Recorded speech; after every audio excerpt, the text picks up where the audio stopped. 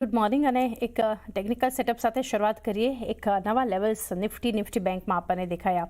આજે overall setup જોઈએ કિરણ, ભારતીય બજાર માટે પોઝિટિવ છે. એશિયાના બજારો તમે જુઓ કે પછી ગિફ્ટ નિફ્ટીના જે સંકેતો આજ માટે બનતા જોઈ રહ્યા છે ને ઇનફેક્ટ 9 સેશન્સ પછી એફઆઈએસ નાની માત્રામાં પરંતુ કેશમાં પોઝિટિવ થયા છે. ઇન્ડેક્સ અને સ્ટોક્સમાં એટલે એફ&ઓમાં અને કેશમાં ત્રણેય સેગમેન્ટ્સમાં પોઝિટિવ ફિગર્સ બતાવી રહ્યા છે. એ પણ આપણે ખાસ ધ્યાનમાં રાખવું જોઈએ. અને મહત્વનું એ છે કિરણ કે જે નવા રેકોર્ડ બન્યા શુક્રવારના નવા લેવલ્સ જે બન્યા એમાં બધા જ સ્ટોક્સ સેક્ટર્સ દિગ્ગજોનું પાર્ટિસિપેશન આપણને જોવા મળ્યું હતું. આ બધા વચ્ચે ઇન્ડેક્સ કઈ રીતે જોઈ રહ્યા છો કિરણ? કયા લેવલ્સથી ધ્યાનમાં રાખીએ હવે? Very good morning everyone. So અગર માર્કેટનું સેટઅપ જોઈએ તો ડેફિનેટલી એક સ્ટ્રોંગ ક્લોઝિંગ સાથે આપણે ફ્રાઇડે સેશન્સમાં જોયું હતું.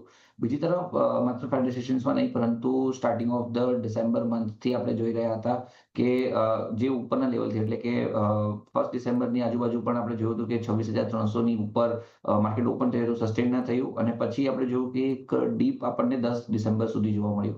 એ 10 ડિસેમ્બરે 25,700નો જે બોટમ બનાવ્યો ત્યાર પછીથી કોઈ પણ ડીપ આવ્યા છે એ હાયર લોસ બનાવી રહ્યા છે. તો હાયર ટોપ પેટર્નની અંદર રિઝ્યુમ થયું છે નિફ્ટી.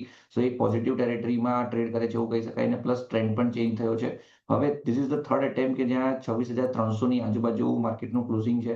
આજે માર્કેટ ઓપન થશે ત્યારે આપણે જોવાનું રહેશે કે 26,300ને કેટલું સસ્ટેન કરે છે. અત્યારે તો ગિફ્ટ નિફ્ટીના જે આપણને સાઇન મળી રહ્યા છે ચાન્સીસ આર વેરી ગુડ કે આપણે 26,400ની આજુબાજુ ઓપન થઈએ છીએ.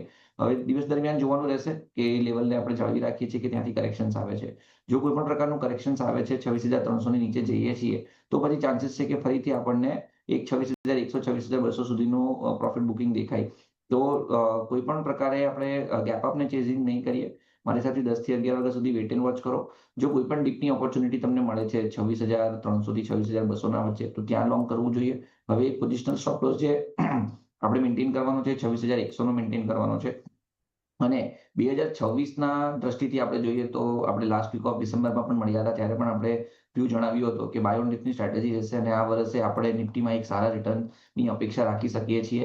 3 દિવસમાં આપણે જોયું કે જ્યાં નીચેમાં 25,900ની આજુબાજુથી ઉપરમાં 26,300 સુધીના રેટ આપણે જોયા છે.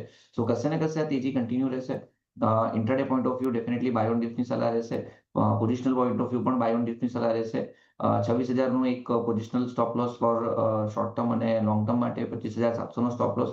લોંગ ટર્મ માટે અમે એક્સપેક્ટ કરી રહ્યા છીએ કે 26,800 થી 27,000ના ટાર્ગેટ આપણને આવનારા 6 થી 8 મહિનામાં જોવા મળી શકે. જ્યારે શોર્ટ ટર્મની અંદર 26,500 થી 26,600 સુધીના લેવલ્સ આપણને એટલીસ્ટ આ બજેટ સુધીમાં જોવા મળી શકે છે. સો બજેટ પોઈન્ટ ઓફ વ્યૂ અમે બુલિશ છીએ. ડેફિનેટલી બાય ઓન ડિપની સલાહ રહેશે નિફ્ટીની અંદર. બેંક નિફ્ટીની જો આપણે વાત કરી લઈએ તો બેંક નિફ્ટીમાં કશે ને કશે આપણે જોઈ રહ્યા છીએ કે 60,000નું લેવલ એક ક્લસ્ટર રેઝિસ્ટન્સ છે. ફરીથી આપણે 60,000ની ઉપર ટ્રેડ કરી રહ્યા છીએ. તો કશે ને કશે અહીંયા પણ બાય ઓન ડિપની સલાહ રહેશે.